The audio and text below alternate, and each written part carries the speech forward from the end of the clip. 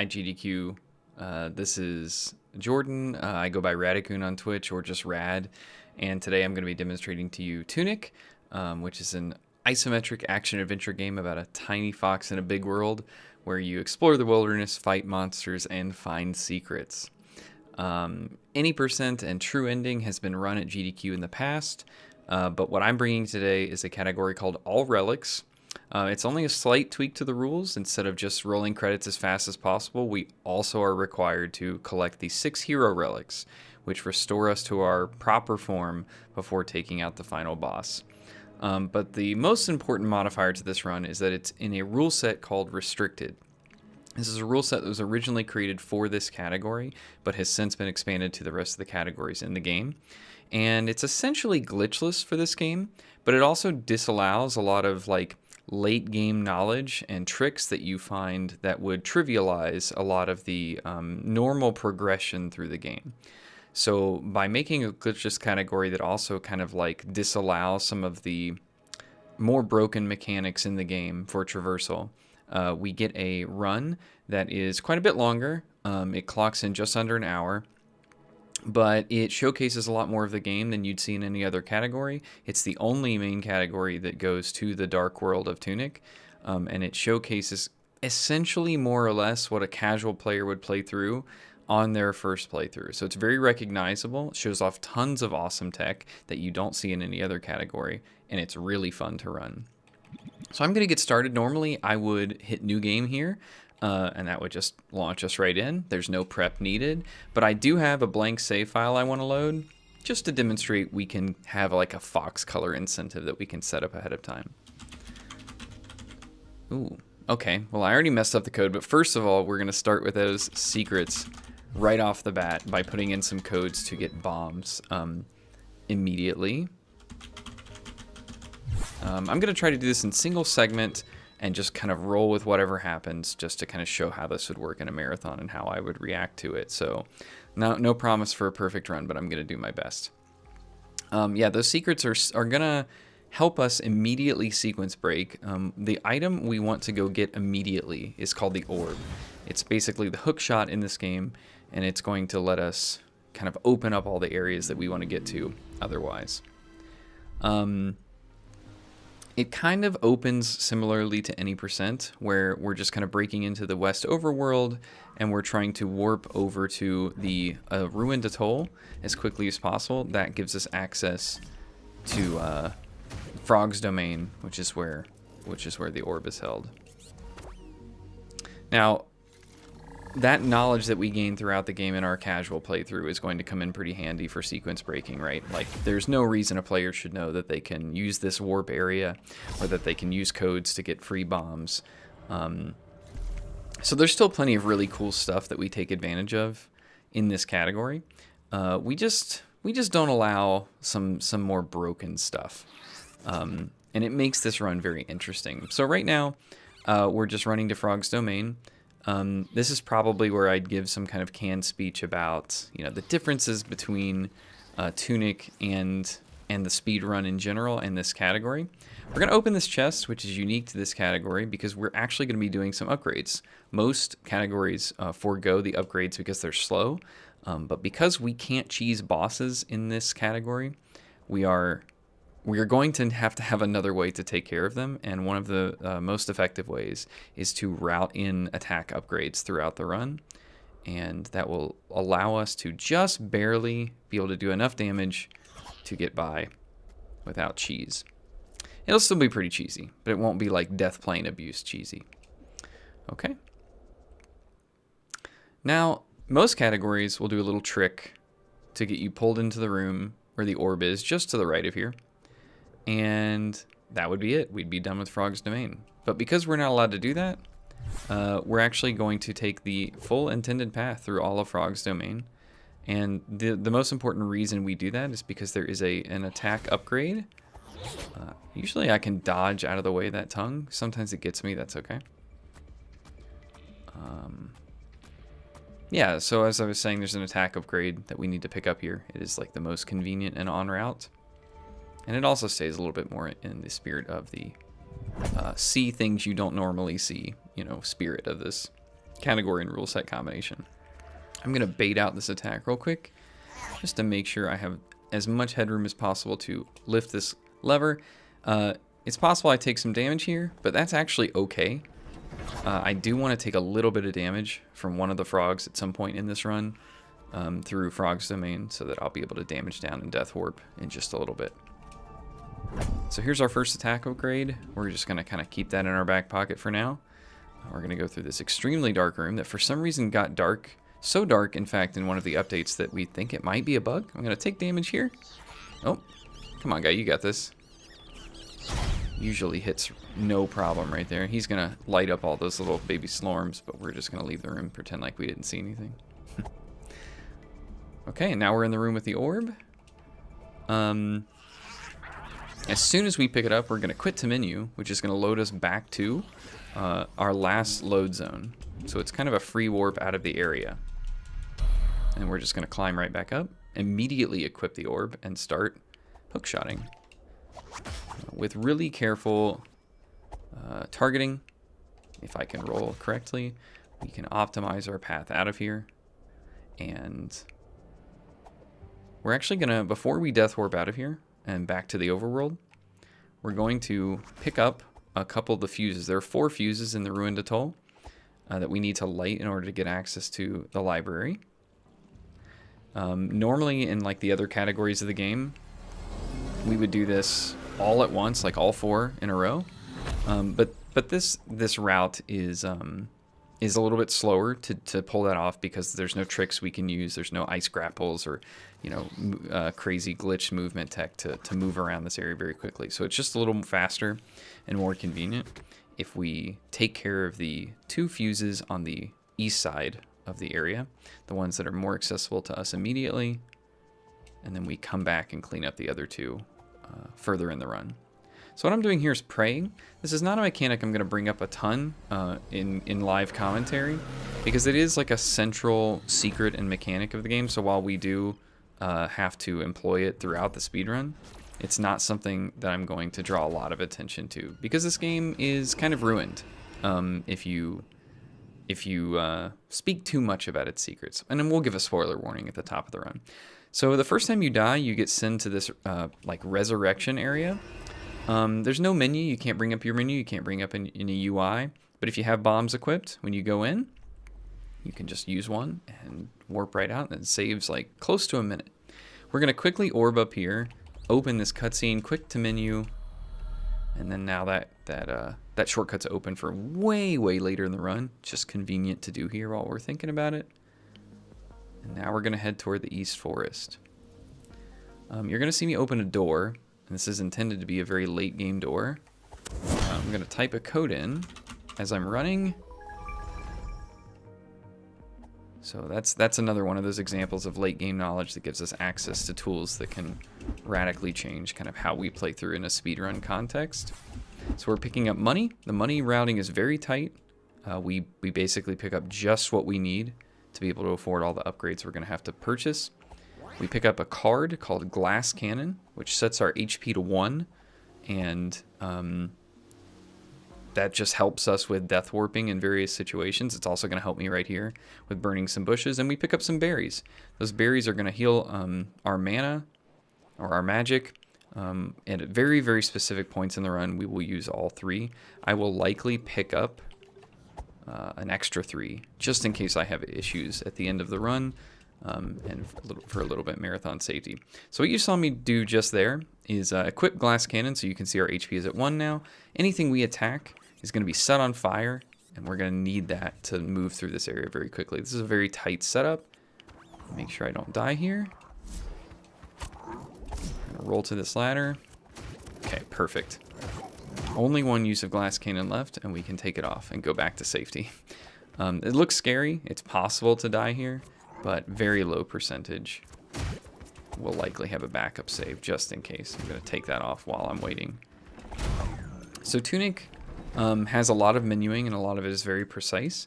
And the setups that we try to employ to not lose time during that menuing is to do it while we have a pause in the action, which is very rare.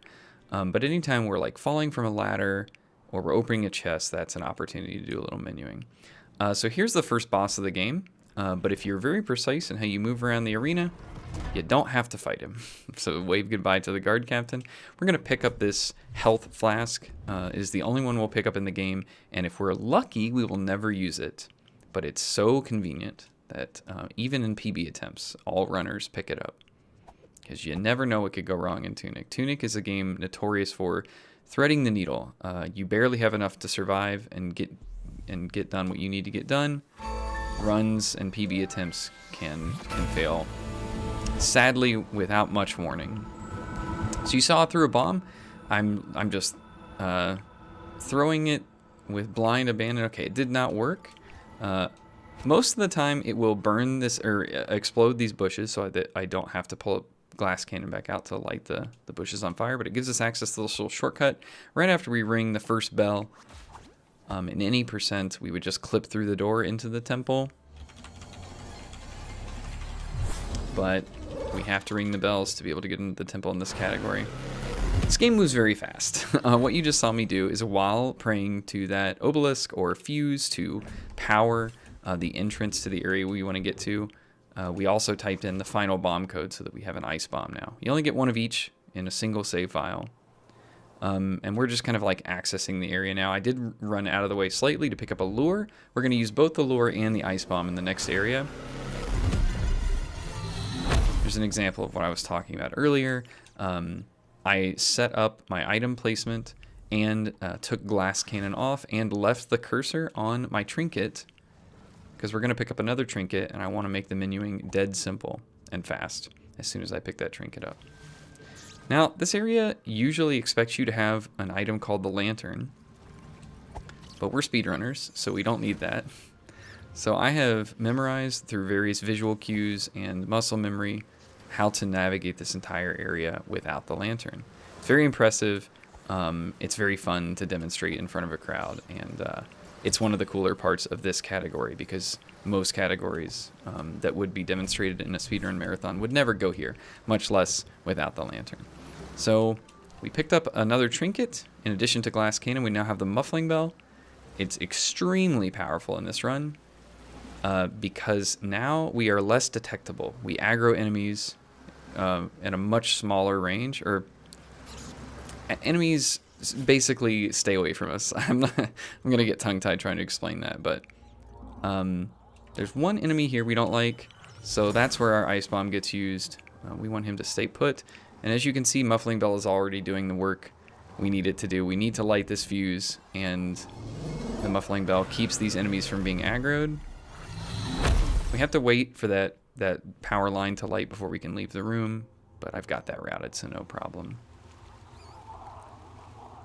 So, fun fact about this area, it's like a little dungeon, right? There's a boss at the end of it, and there's like 3 main areas in Tunic where there are bosses, and they kind of follow a similar formula, like clear the area, get access to the boss, beat the boss, get a key. Once you get 3 keys, you can fight the end boss.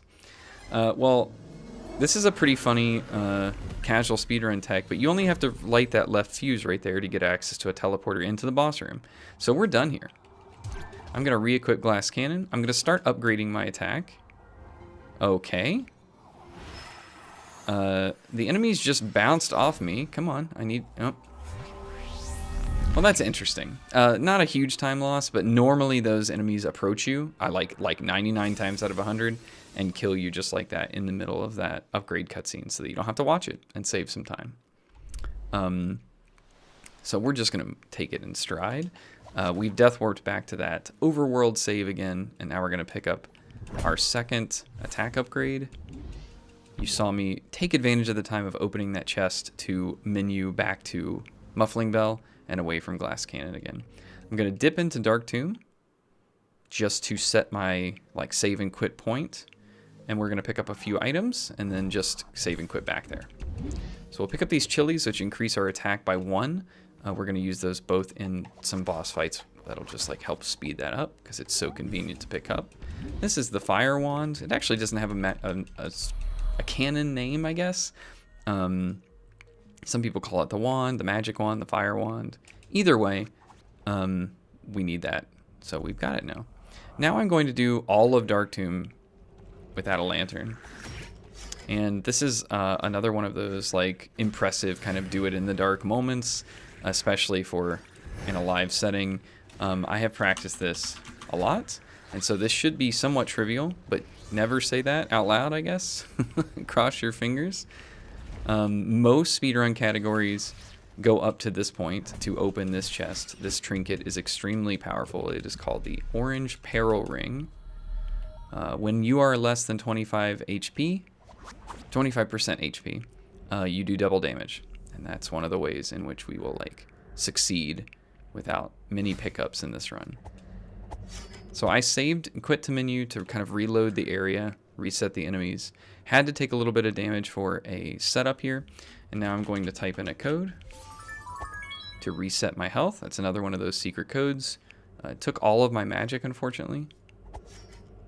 I'm gonna run all the way to the right here to pick up some firebombs. I got trapped there a little bit, but that happens sometimes. And now I'm gonna do one more little setup here with the D-pad, which I have on my controller mapped to WASD, just so I can get digital movement when I want it.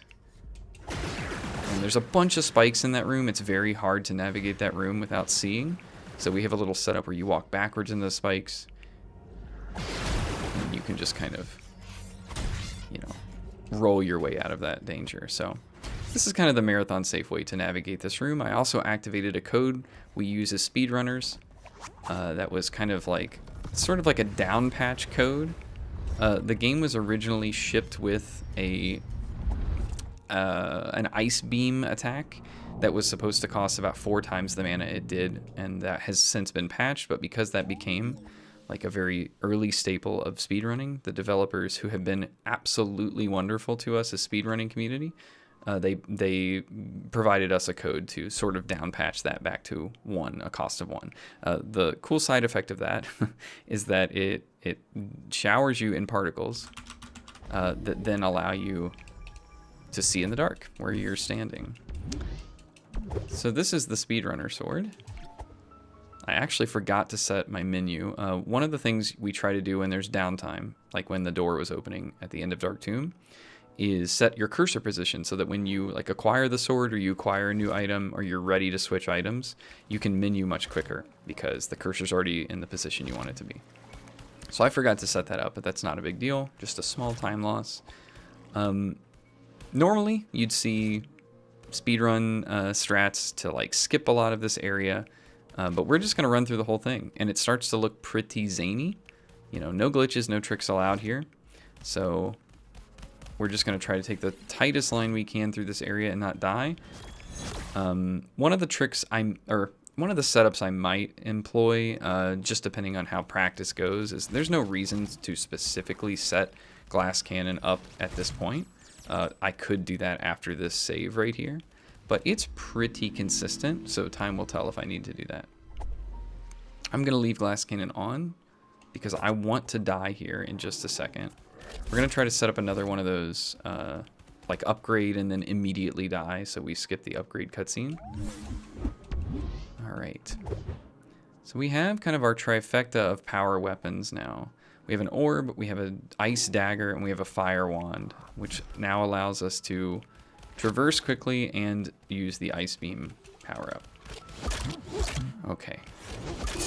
Our little alligator friends decided to miss me twice, but there you go. You can see we've died in the middle of the cutscene, and so it takes less time to upgrade. So now I'm actually going to equip like a combat trifecta of a sword and that wand. I'm gonna let this guy hit me 3 times so I can damage down. Now we are in that orange peril ring range.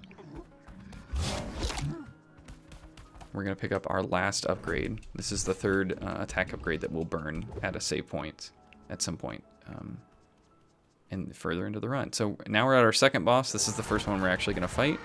And this should be pretty tightly routed. I'm gonna roll here, 1, 2, and then start another sequence.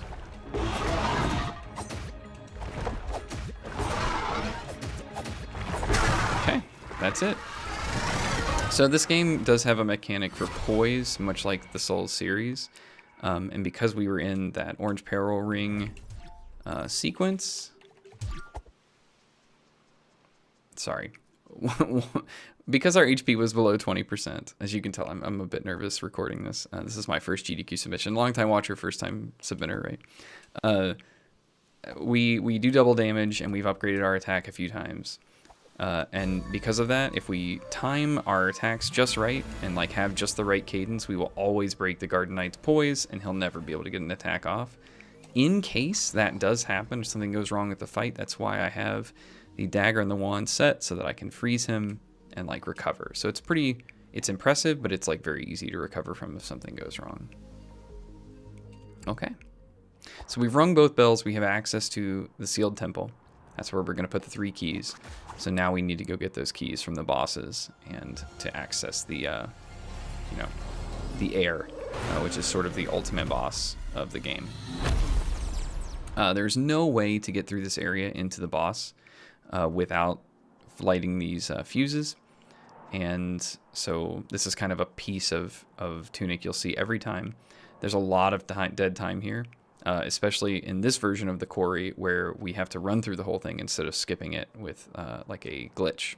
So this would be a perfect time for donations, right? I will likely have a commentator that's kind of ramped up and helping me stay on task and not ramble too much. As you can tell, there's a lot to talk about in this game, and even when you're running glitchless, there's always something to talk about. Like what's about to happen right here. We're not going to launch right into the quarry. I'm going to... okay, we're going to quickly switch to... Perfect, okay. So there's that death warp, or I guess quick death while I'm upgrading. My attack is now up to 4. I'm going to switch back to Muffling Bell, and I'm going to kind of repeat the sequence of events. I'm going to aggro the enemy. I'm going to take a shot here. Puts me at critical HP. I'm going to save, quit to menu, and go back into the game. So now we're running in that RTSR range again. Sorry. We as a community call it RTSR because the orange peril ring is clearly a reference to the Dark Souls item RTSR. So much so, in fact, that the code references it as such. So I'm going to take this little detour from like a PB attempt, pick up this chest, which has an extra set of berries for us so that if we do fail one of the boss fights that requires them, we'll be able to continue in the marathon. And then I'm going to bomb this wall here and get another 2 lures. We need 3. We collect 2 here and 1 in the ziggurat. Now I'm going to lose all my HP here. Muffling Bell is doing a lot of work here. With very tight and precise routing through this area, we will not aggro any enemies, but we will be affected by the miasma. Normally, you are intended to pick up a mask item to get through this area, but we're just gonna do it live. I equipped a bunch of items. I'm gonna change back to the orange peril ring, and I'm gonna dodge this shot. That would be unfortunate if that shot connected, but it's pretty consistent to dodge. And at any point, if we die until we are deep into the ziggurat, we will not really have much to retraverse. So we're saving often enough that there's only going to be a couple instances where we may need a backup save, but it's going to be pretty unlikely because I'm going to be taking safer strats. So we just run to the entrance of the ziggurat. We're burning in the miasma because we have no mask, but we have to save and quit. And as soon as I come back into this screen, you can see my health bar has returned to full. If we had not damaged down earlier, our life would also be back to full, but we don't want that because we want to be able to do double damage. So we set up double damage way ahead of time. Now this elevator brings us down to the ziggurat. It's one of 2 elevators, and we're not allowed to skip because, of course, this is restricted rule set. This would also be a perfect time for donations, and I'm just going to take a breath.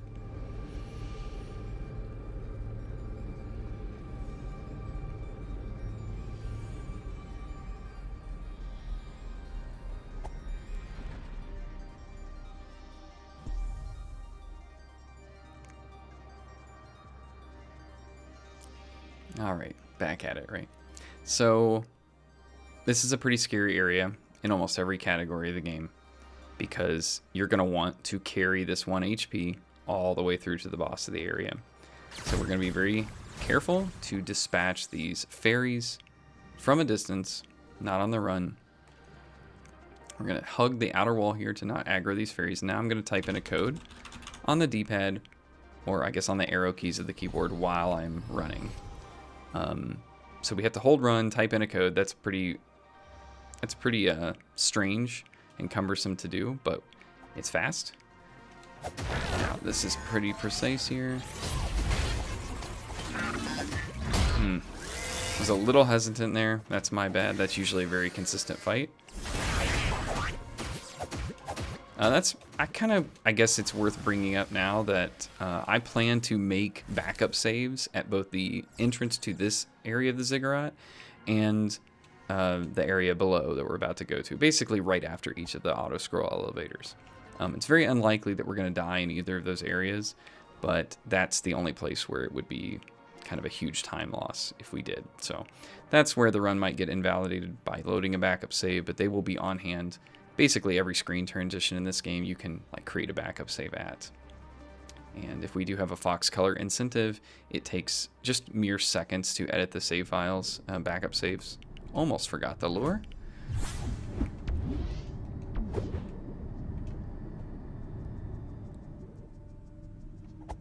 Yeah, the save file format is very friendly to speedrunners because it's just plain text. So it can be edited at any time to give you items, to change your item, quantity, to change what you have equipped. Super good for practicing. And also this elevator allows us to open our menu. So I'm going to menu so that the chili that we need for the boss fight is equipped. The berry is equipped where we need to max out our magic at a certain point. And then I'm going to move the cursor to the wand because that's what I first want to replace the berry with. This is another auto-scroller, another good opportunity for donations.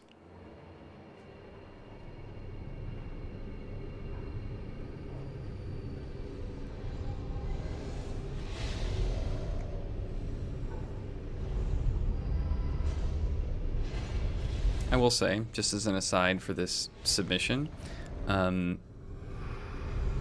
there is even options to make this area safer. We could save throughout, and then rather than death warping out of this area, just teleport out.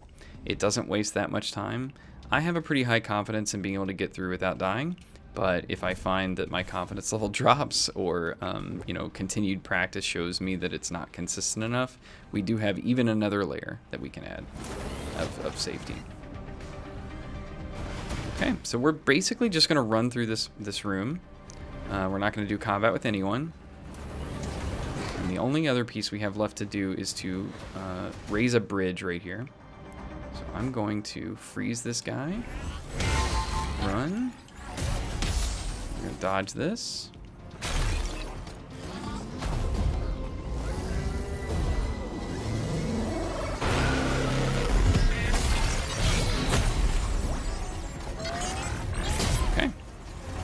That was a little scuffed, I'm not gonna lie, and maybe it gives a little credence to the trepidation I have about running at 1 HP through this area without a save.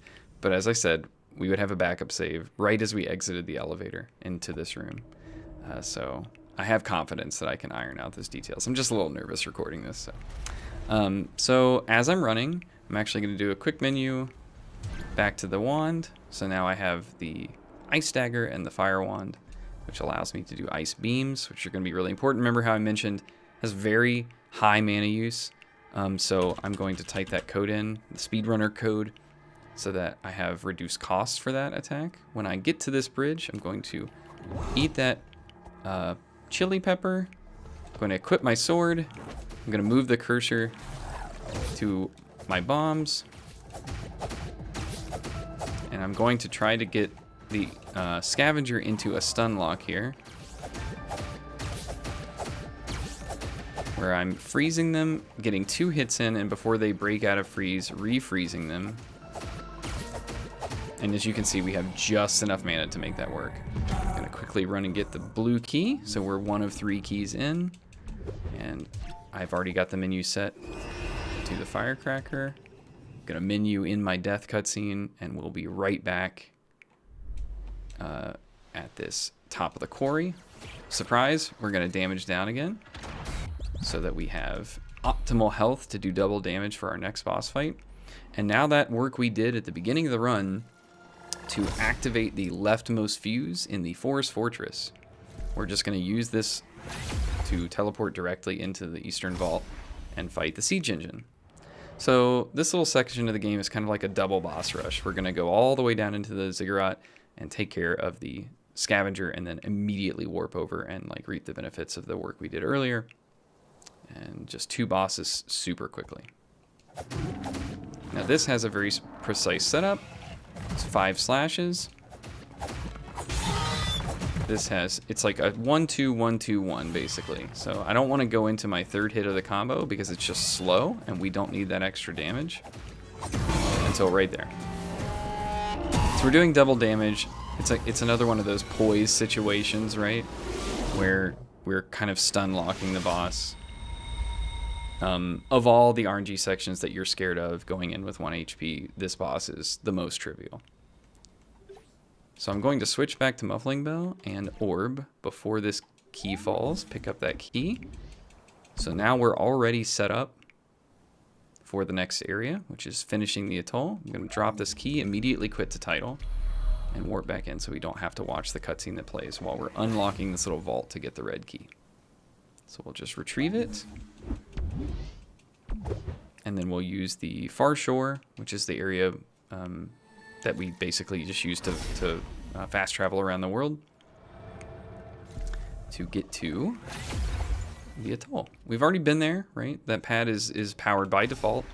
It's also the first warp we took, 2 minutes into the game.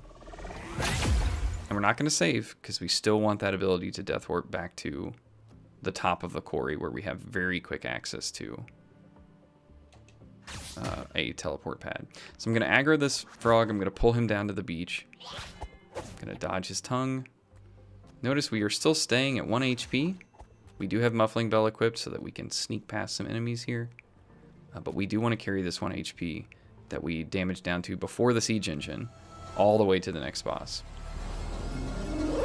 Alright, so that's our 3rd fuse. I'm going to very carefully point the orb target around these enemies. If you're not careful, the orb will grapple to an enemy, and not only is that a huge time loss and can potentially kill you because you're pulling an enemy, a live enemy toward you, but it's also going to take two mana, and we can't really afford to lose more than 2 at this point and still have enough to beat the boss.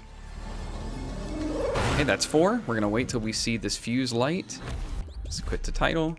That's going to put us right back to that warp pad. And then we're going to run right to the library. I'm going to leave the Muffling Bell on so I can sneak around these crabs. Some runners can work around the crabs. I just prefer to not deal with it. So I'm going to start this sequence, roll forward, change to the orange peril ring so we get double damage, and then move my cursor to the sword. We still need the orb to get into this floating library.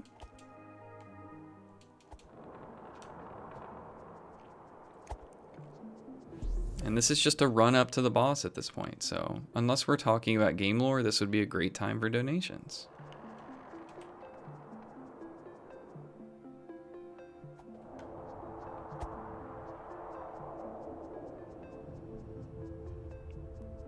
I'll just say on a personal note, if anyone is watching this right now, it's an honor. I've been watching GDQ for probably close to a decade. I attended AGDQ in 2020 in Orlando, and I never thought I'd be a speedrunner. And I don't know. Thank you so much for doing what you do. Okay, I typed that secret code in. We're going to use the same technique against this librarian, where we get 2 hits in, wait right before they're about to break out of their ice, and then just start the sequence over. There we go.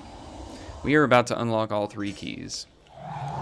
Our health is still at 1, and we don't even have glass cannon to thank for it. Alright, I'm going to keep these items on. We're going to immediately roll and teleport to the overworld so that we can get access to the sealed temple. Now originally this category, or whenever you were completing the sealed temple on any other rule set, we have a few other rule sets. We have unrestricted, which allows all glitches, including some of the crazier stuff you may have seen in this game, like ladder storage, where you can fly basically, like gravity does not affect you, or wrong warping. And then we have no major glitches, which is like any other glitches, but just not those two. No wrong warps, no flying. This category, you just had to wait to put all these keys in. Each key is like a 20 to 30 second cutscene. But the devs were nice enough to patch in being able to interact with your menu to quit to title in the middle of these cutscenes if you have speedrun mode enabled. So there's still tricks that can do this faster in the other categories, because there's like cancels out of cutscenes that don't depend on like normal game mechanics. But we'll just take advantage of the dev provided save and quit in restricted. So we've placed 2 keys. To place the third one, I'm actually just going to throw a bomb here so that I immediately die in the middle of the cutscene that's placing the bomb. The disadvantage is I can't menu here, but that's okay. I don't really need to menu. Okay, now this is a cool one. So we're gonna go to the air. This isn't a battle you're intended to lose, but the cutscene to initiate the fight to lose is very long. So instead, we're gonna throw a grenade, run, interact with mom, and just immediately die and cut out all of the middleman there. And now we are through to the second half of the game. And this is the darker world when you've sort of become like a ghost fox. I'm smoothing over the lore a little bit, and I'll probably have a better explanation, if this run gets selected. But you never really see this. There's no areas that are gated by this mode of the game. So any other speedrun category, you can just like clip and glitch your way to anything you need without actually going through and losing the first boss fight to the air. So this is one of the cooler parts about this category, is that you actually get to see like the normal workflow a player would go through. They would unlock access to the sealed temple. They would gain access to all of their items, and then they would think they were doing the right thing by placing all the keys, confront who they thought was their benefactor, who then turns out to be the villain, and are transported to a mysterious place. Now we're going to the swamp because we're a ghost. We get easy access to the swamp. I'm going to quickly turn off glass cannon and put on muffling bell, because there are enemies, hidden ghosts all over this area. And by walking a very specific route, I don't aggro any of them. Muffling bell is required to do that. We have to power these fuses to open the door to the cathedral. All right, good. No ghosts aggroed. And I don't really need to talk about a lot of this in detail. This would also be a great time for donations, because other than describing how to dodge some of the ghosts in this area, not a lot happens. We're just gonna be like jaunting through the swamp.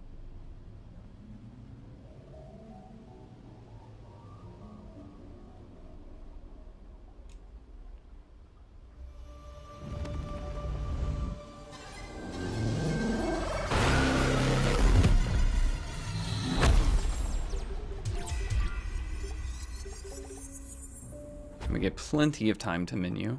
I'm going to equip my sword and one of our 3 lures. We're into the cathedral. No saving. This is probably where I'll have another backup save just in case something goes wrong. But it's pretty consistent.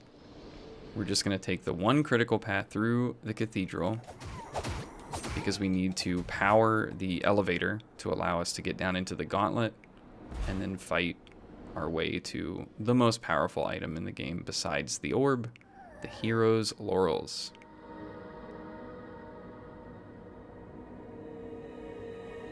This whole segment is just a lot of very careful positioning and like item and inventory management. So this would also be a great time for donations or announcements. I'm gonna throw this lure just to distract those 2 guys, because they will definitely kill me if they were after me. We just need a little bit of a distraction.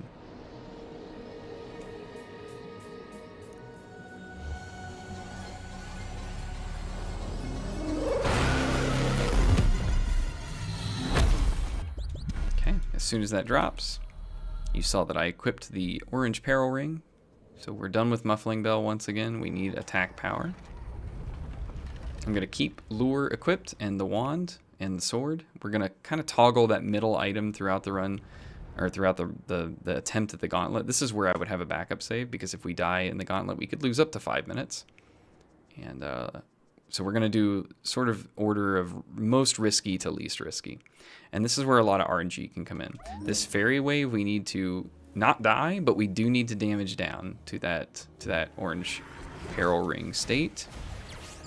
So wish me luck here. This is where runs can die.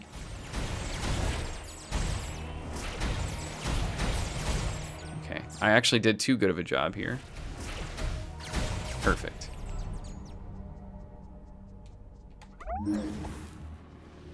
My OCD brain thinks number 2 is the second from the left, and it's not. So I'm going to use a lure here. All the magicians here will get distracted and think that they should attack that. And it makes this wave trivial. I'm going to quickly switch to the dagger. Activate the mini boss. Type in that code to make the ice dagger cheaper, just in case we need to use it, but we shouldn't need to. Okay, perfect. That's sort of a replica of the Garden Knight that we fought earlier, but it's not as powerful. All of the waves in this gauntlet are timed and positionally the same every time. So the enemies will appear at the same time after you activate a wave and in the same place. It's just a matter of memorizing them and being ready for them.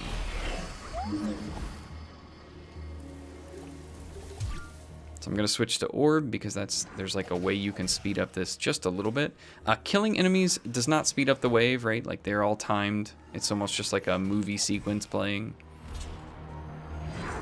But some of the enemies that warp in these waves are quite a bit more powerful than the basic ones that show up. And so just to keep things from getting out of hand, I like to use the orb to pull them in and dispatch them.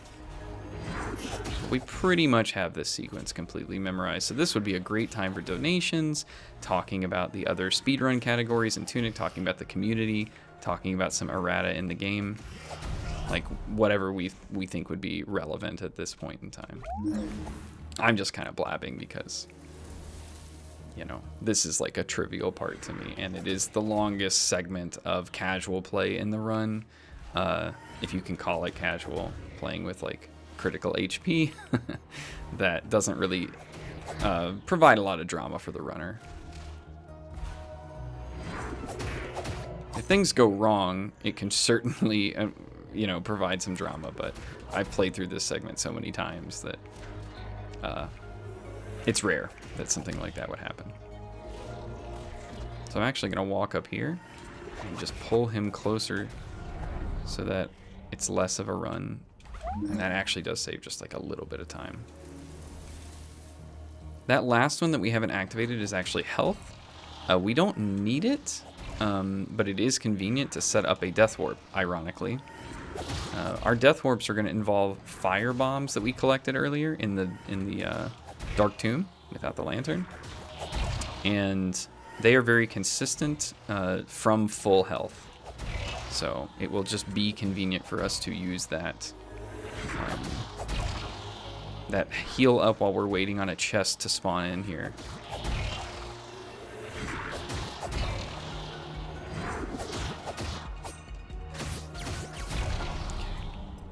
Gonna spawn this in. Gonna switch to the fire bombs. As soon as this chest pops, we'll open it, and we have the hero's laurels. Now instead of a dodge roll, we have a blink almost, and it's very fast, and we can do about 6 before we run out of stamina. So stamina management is probably the thing I need to improve the most about my gameplay. But it's the hardest part of this run at this point. So I'm going to throw a firebomb. I'm going to take 3 ticks of damage and then acquire our first hero relic. So this category, all relics, this is what this is referring to. There are these hero graves scattered throughout the world that we can pray at to teleport to, but are not actually able to access the relics. Okay. Just quiet time for a second.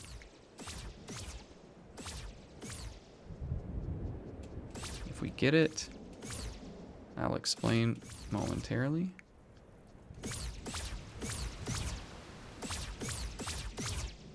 Ah, almost. Okay, fantastic. I'll take it. So that's a very specific sequence of inputs to wake up from the beach.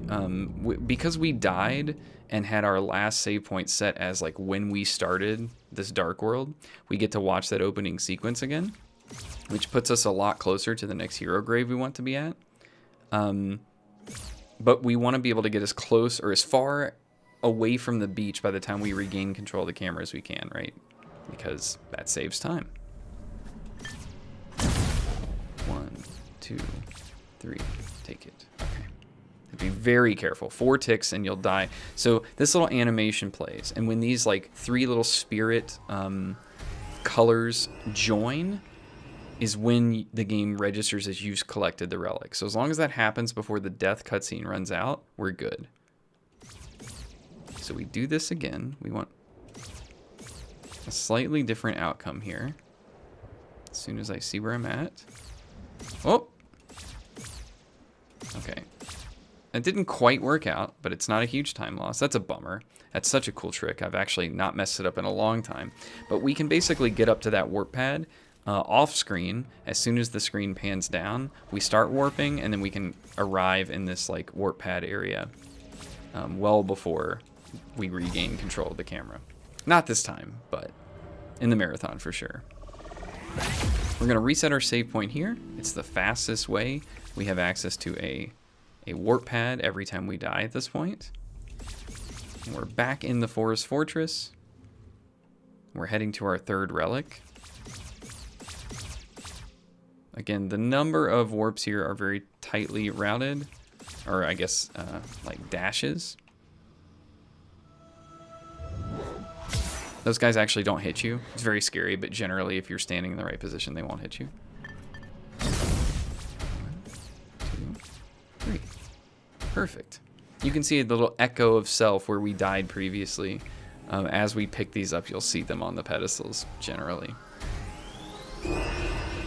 Okay, we've collected stamina, defense, and now, I believe, HP. Yes. Now we're going to start warping. We're going to go pick up attack, and this is a pretty cool segment. I'm going to put our lure, our remaining lure, on B and leave Y empty. And that's because we're going to conveniently pick up 2 more firebombs right inside this guardhouse before we go to the hero's grave. Excellent. And because we didn't replace any item in that slot, they are just automatically re-equipped for us. And now I'm going to take 1 dash, release the decoy, and all of these guys are going to run to fight the decoy. I'm going to position myself right here. Let's see. Come on, we can do this. Okay. Took a little few too many tries. I usually do that in 1. But that's a very specific setup. You have to wedge into that that bush. 1, 2, 3. And you have to kind of hold the stick at maybe like 110 degrees and at about like 30 to 50% pressure. And for whatever reason, you're not supposed to be able to blink through that wall, but at that angle and that pressure, you can. And that's much faster than like opening the gate that you're intended to. So now we're going for our 4th or 5th relic in the library. And as I come out of warp, I'm going to set up. I'm going to be very careful not to accidentally save there, but it's much faster to dash over to the save point than to walk down the ladder. I'm going to type in that code to make my ice beams cheap. And then we're going to do a little combat with these 2, what the code calls beef boys. No joke. We can't target them because we don't have the lantern. So this is an angle-only fight. And if we mess up that angle, we are kind of screwed. So we have little setups here. If we hit the wrong part of them, they are metallic and it will bounce the beam back at us and freeze us. We don't want to take any damage because, again, we want that firebomb to work just like it has in every other scene. So we don't damage down to orange peril ring state. Okay. This is going really well. Definitely not on PB pace, but I'll take it. It's going very well. Okay, we only have one relic left. And we're going to have to warp to the overworld to do that. And when I come out of this warp, I'm going to equip the orb. There's kind of a half-life there. You can't actually activate the warps even if you get on top of it until like the cooldown of the opening area animation plays. Okay, I hit the key. You have to make sure you don't save there as well. Avoid the save there. We're going to take the mountain pass, where you normally end the game at like the true ending, or I guess get the last item you need for true ending. But that is the only way to get back into the quarry. Setups here are so annoying if you mess them up. That's okay.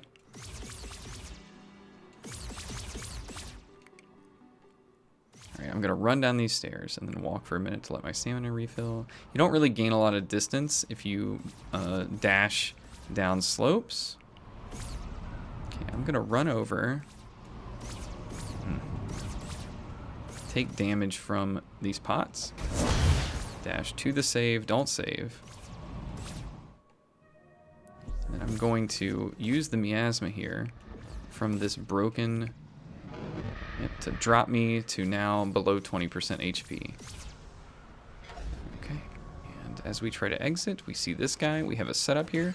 We're going to orb him now that we're in orange peril ring state. We can just kind of juggle him.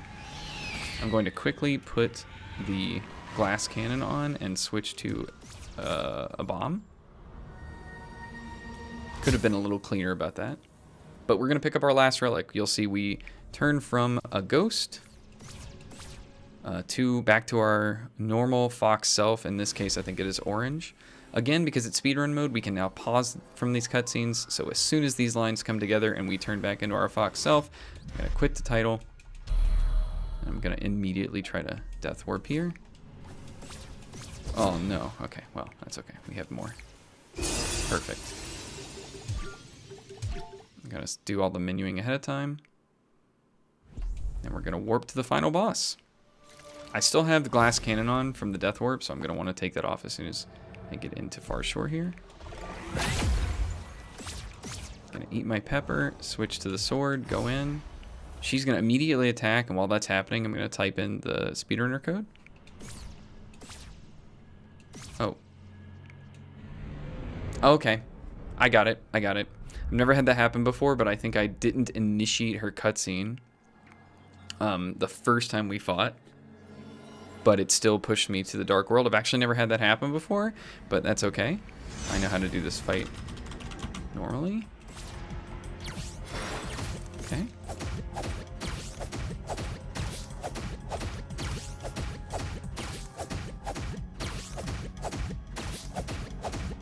We're just going to juggle her. We have only one shot at this, basically.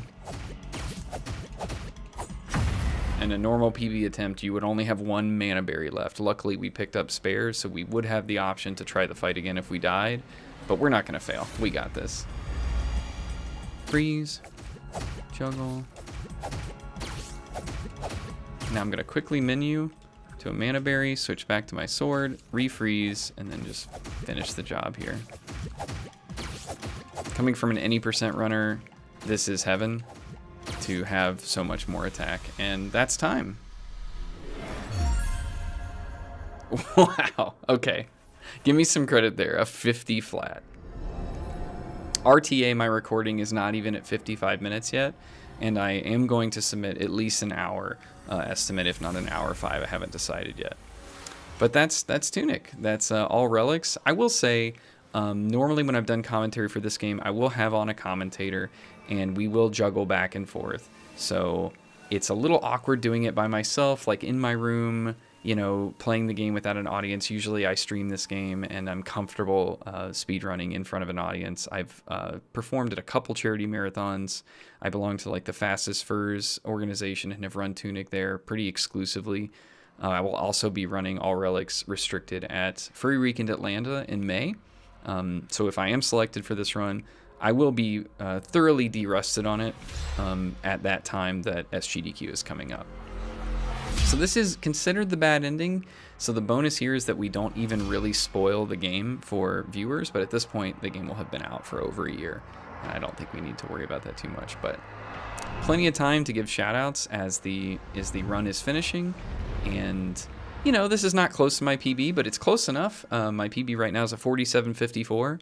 So for a one-shot attempt at recording a video for SGDQ submission, we're only 2 minutes off with some marathon save strats thrown in. So I'm very confident this would kill at the marathon. I would be so honored to be able to run something like this at SGDQ. I would love to attend in person.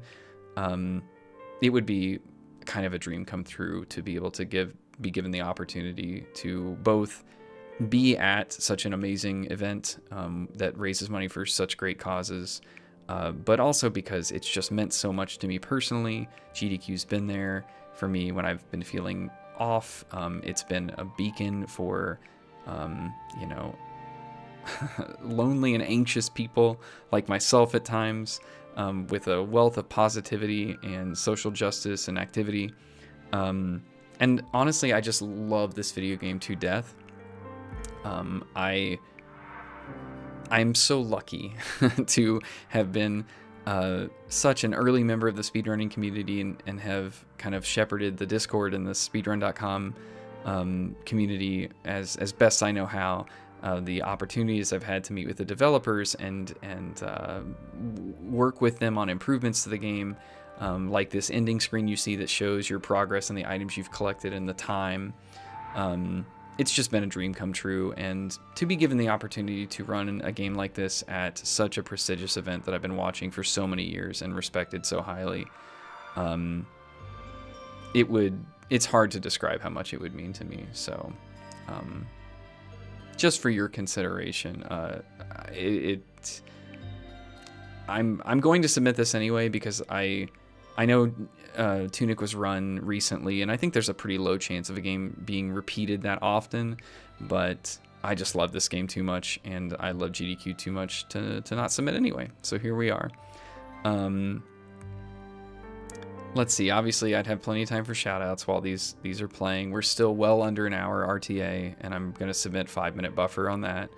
But we just discovered last night, like literally as I'm recording this last night, that my name, Rad, right there, is shouted out in the credits, and none of our community knew about that until last night. I just wanted to point that out in this video. Yeah, I don't know what else to say other than that this run is so great to showcase. It has so much interesting tech, especially in the latter half, as you're navigating the world in the dark to revisit areas, to reobtain those relics. The way you death warp around and off-screen movement is so cool, and you see very little of that in other categories.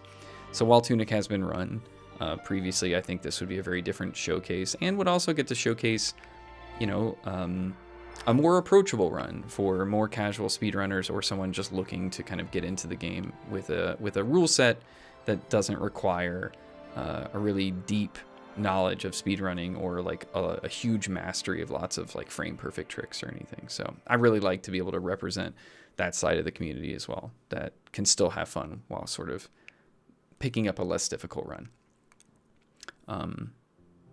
But that's it. That's me. I appreciate your consideration, and whether I'm selected or not, keep killing it with these events, and I'll be a longtime fan regardless. So thank you very much.